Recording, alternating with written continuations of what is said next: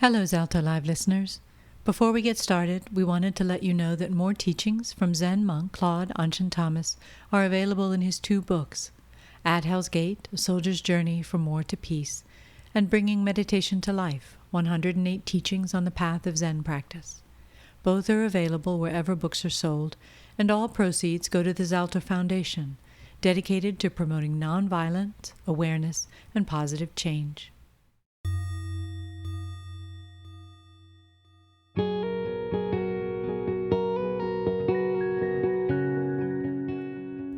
Hello and welcome to Zalto Live, the podcast featuring Zen Buddhist monk Claude AnShin Thomas, who will share with you his life experiences that includes not only military combat, personal violence, and addiction, but also healing, transformation, and the ongoing joy of everyday life.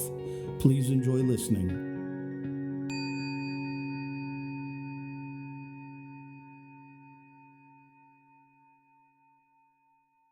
Questions?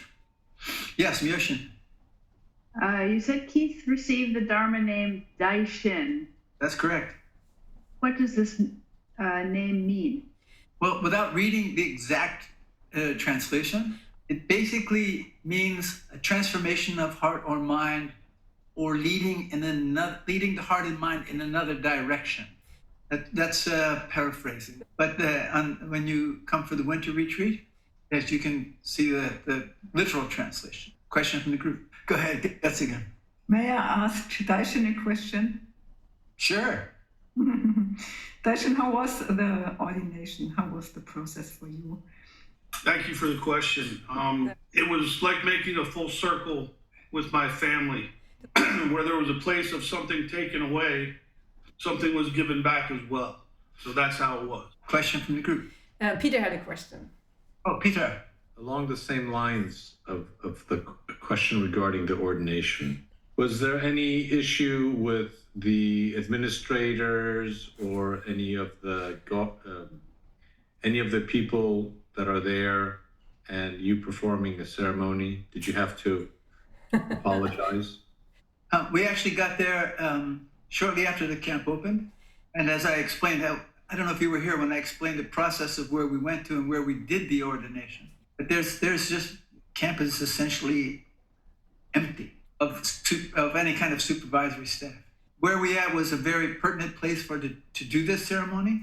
But it's also a section of the camp where few people ever come. However, as we were leaving the place where the ceremony was conducted, the camp was beginning to fill up. The groups come in and they're taken through the camp with guides. There's no screening when you come in or anything like that. Question from the group. Yes, Kenshin.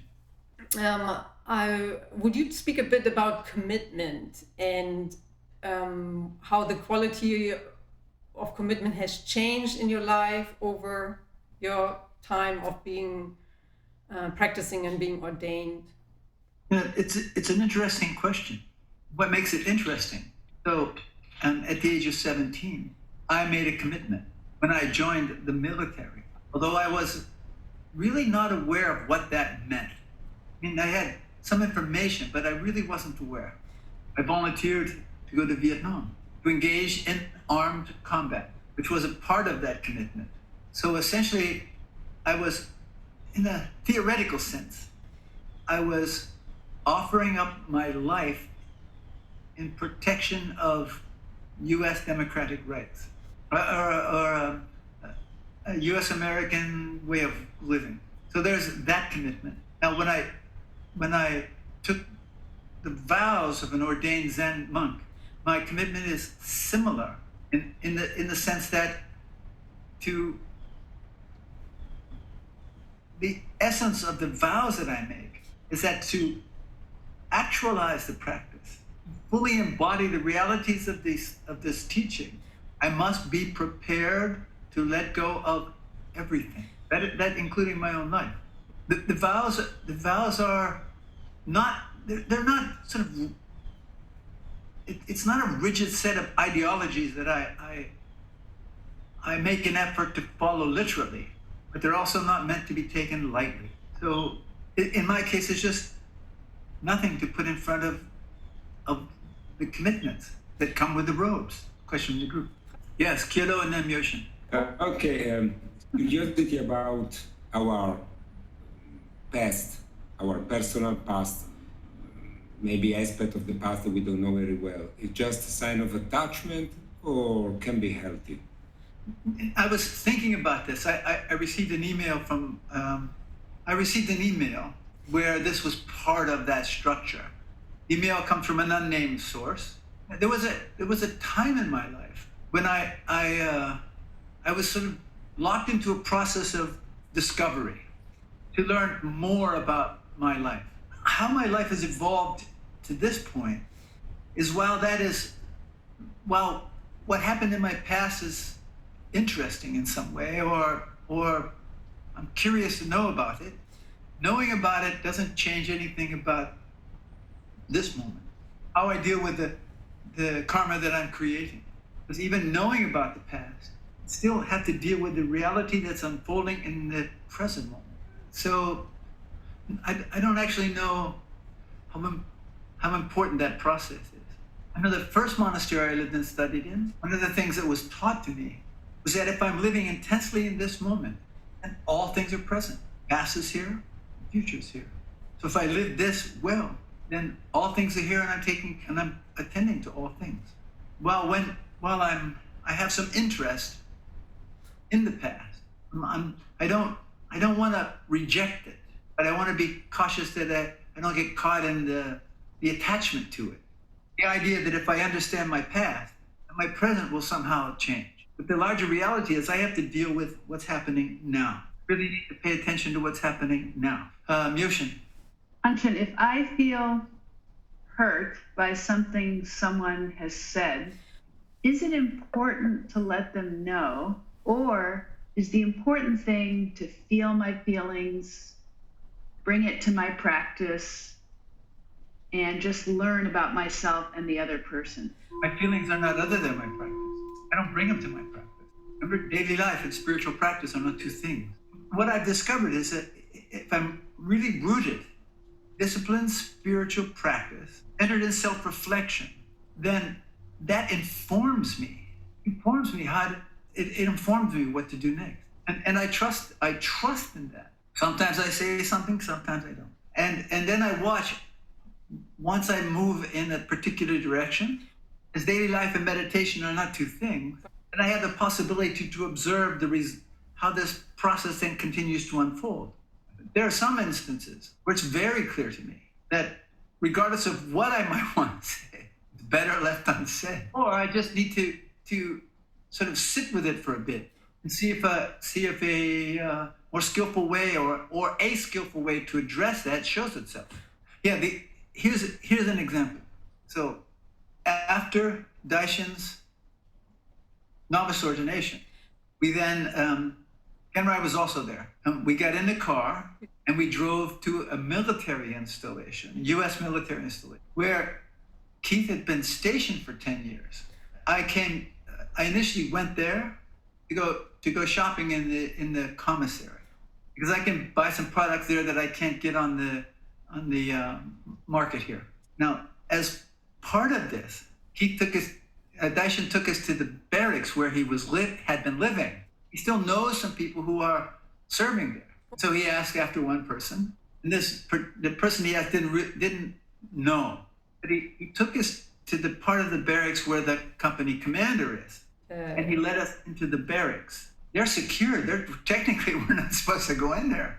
He just let us in. And when there, DaiShin was asking for this person, and the person he was asking happened to be the company commander.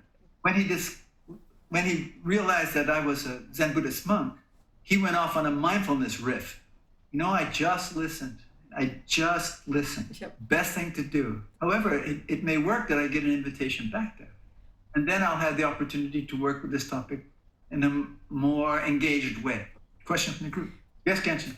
I'm curious about your experience with something that is coined as serve the urge.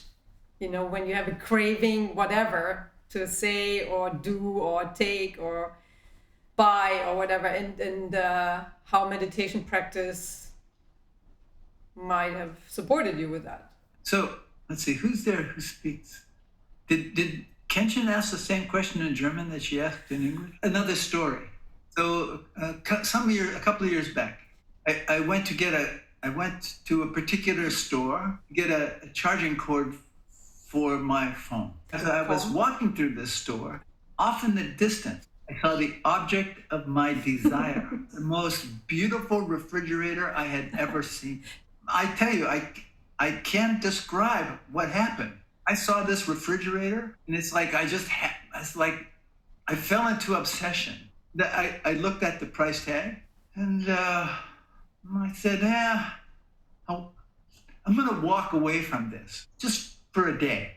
I'm not going to rush into this. But I couldn't get this refrigerator out of my mind. I did internet searches, I talked with people, I went to some other store, but I didn't buy the refrigerator. You know, it's like I just stayed present with what was happening, let it unfold. And about 6 or 7 months later, the same refrigerator showed up in another store, clearance aisle, and it was marked down significant. I happened to have a working relation with the manager of the store, and I was able to persuade him to give me even a bit more reduction. It had a small dent in it. You know, it was like a beauty mark. I was able to get the object of my desire for a third of the cost, and I'm still in love with that refrigerator. So so when sitting, you know, I feel a little discomfort in my knee. Rather than immediately surrendering to that, I just sit with it for a bit. And I just breathe into that and just pay attention. Is it really a problem? Maybe I can shift my posture just a little bit. And it will relieve that tension without having to give into it and move and do all of this. For me, the two experiences are not different.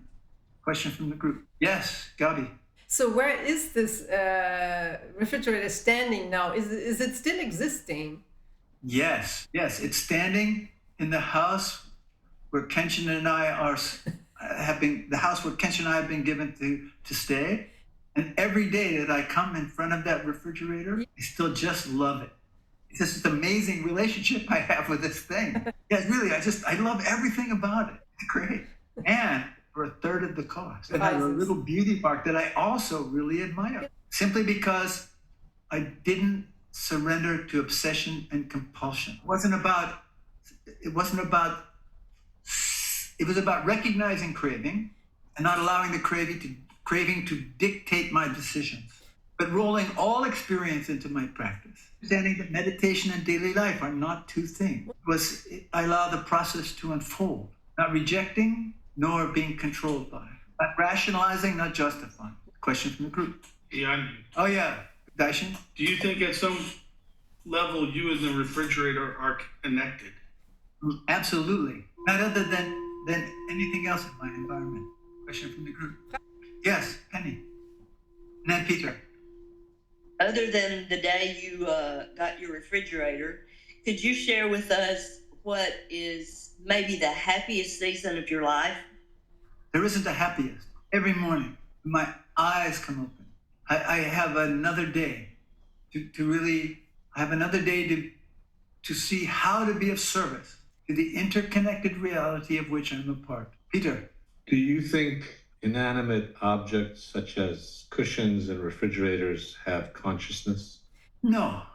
However, I am not separate from them because they are comprised of the same sort of basic elements that give life to this form. I don't think an entity has to have consciousness for me to be connected to it. Question from the group. Yes, Peter. And then Sonia. What about plants? Yeah, now this is another matter.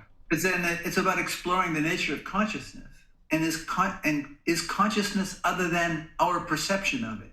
That's the reason I was sort of quiet before when I responded to your previous question, because it is a question of consciousness. What comprises consciousness? And at this point, I don't know that I can articulate that. So for now, I'm going to sit with that question for a bit. Yeah, I need to sit with that question a bit. But I consider plants, grass, trees, not as inanimate objects. And I would sit here and say now that that they do possess a consciousness. If we're willing if we're willing to understand consciousness beyond our limits of understanding it. Sonia. Do you know the feeling of shame about your supposed weakness in connection with traumatization, your traumatization, and if yes, where are this feeling coming from? Yeah, I know the feeling of shame. The feeling of shame telling me that I am not good enough, that I am not enough.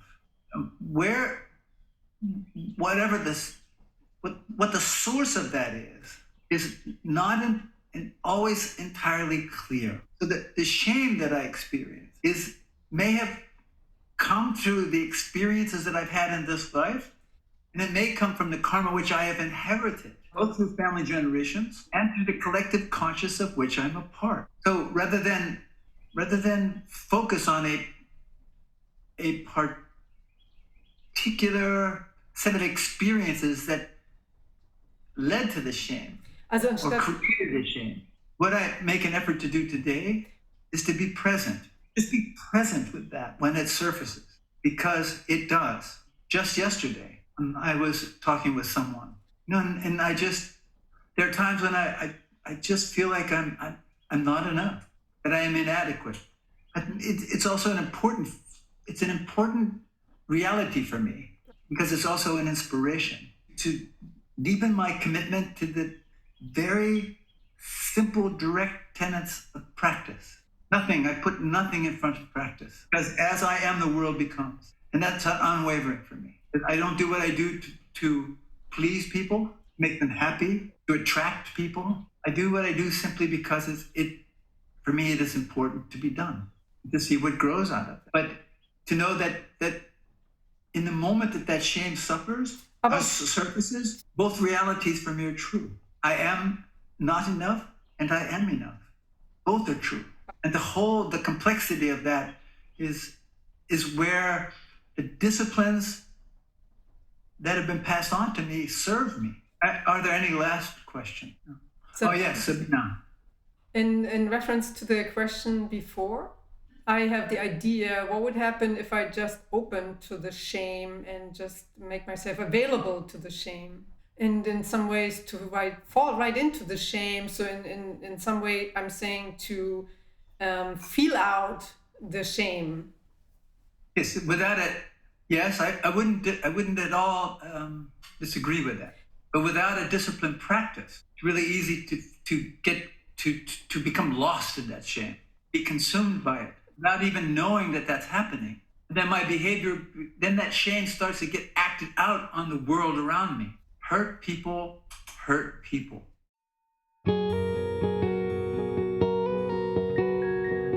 Thank you for listening to this episode on Zalto Live. If you would like additional information, please look at the show notes or visit zalto.org. That's ZALTHO.org. Our work is made possible solely through donations, so please consider making a tax-deductible gift on our website. We wish you well and thank you.